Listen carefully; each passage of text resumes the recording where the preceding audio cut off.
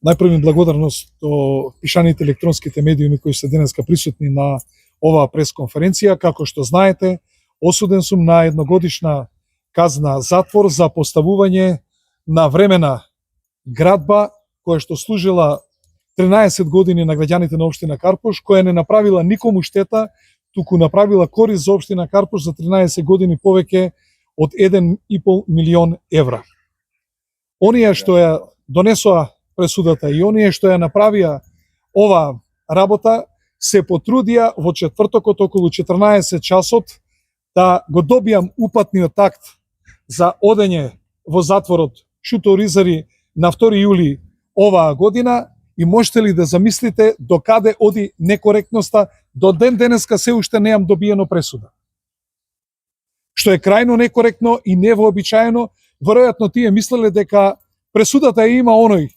кој што треба, односно оној кој што ја нарачал, а тој е господинот Христијан Мицковски, и дека таа мене не ми е потребна. А јавноста мора да знае дека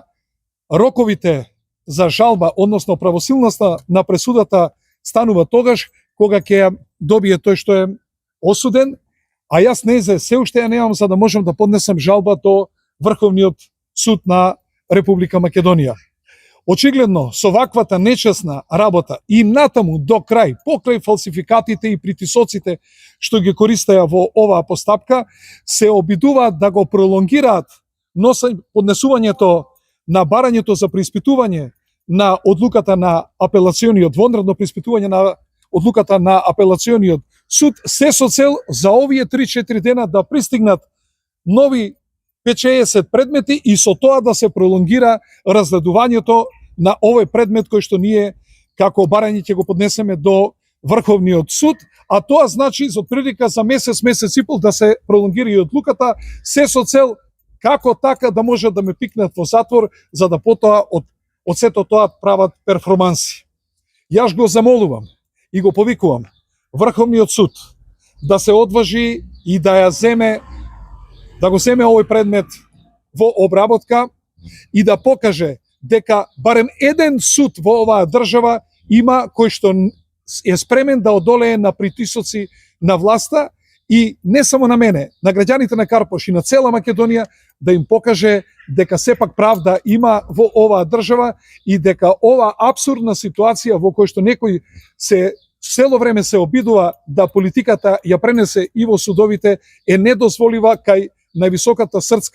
судска инстанца, во која што според мене сепак има искусни судии, умни глави, некои од нив со меѓународно реноме, и јас очекувам дека ќе се одважат и ќе одолеат на притисоците кои што ги прави власта за овој предмет. Иначе јавноста мора да знае дека во сите 8 кривични судови во Република Македонија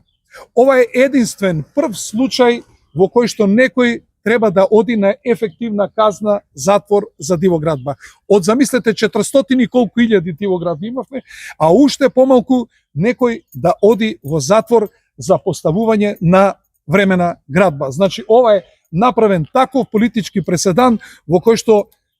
е инволвирано судството и во кој што не само што се резила тие како политичари, туку се обидуваат да го извалкаат и овој суд, работејќи под притисок на органите на власта. Благодарам. Дали имате прашања? Со оглед на тоа каква е состојбата во општината, доколку има избори, дали вие би се кандидирале? Ова е одлука донесена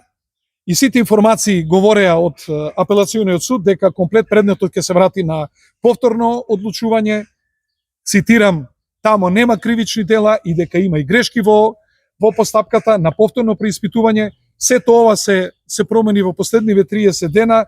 Ја главната причина е тоа што нивниот градоначелник не доаѓа на работа, буквално се откажа од функцијата градоначелник и гледајќи ја опасноста во мене во евентуална можна нова кандидатура, а правејќи анкети и гледајќи колку лошо стојат на анкетите во општина Карпош, односно какво е мислењето на граѓаните на општина Карпош за ова 6-7 месечно нивно владење, и ако се сеќавате, јас дадов изјава дека какви се првите 100 дена, такви ќе бидат и наредните 1000-1200, а очигледно дека еве и наредниве 120 дена се потполно исти какви оние што беа претходните 100 дена од доаѓањето на господинот Сотир Луковски на власт во општина Карпош. Но би се кандидирале вие сега после се? Јас нема да можам да се кандидирам затоа што доколку значи имам правосилна судска пресуда донесена од апелациониот суд и јас се надевам дека овој срам и од мене и од граѓаните на Карпош и од срамот на судот ќе се одважи Врховниот суд и ќе ја тргне оваа дамка која што е апсолутно непотребна и политичките пресметки меѓу нас политичарите да не ги остават вака во медиумите, меѓу граѓаните, меѓу гласачкото тело, а она што треба да биде наша светиња, а тоа е да биде судот кој што треба да им служи на сите граѓани и треба да биде надвор од политичките игри.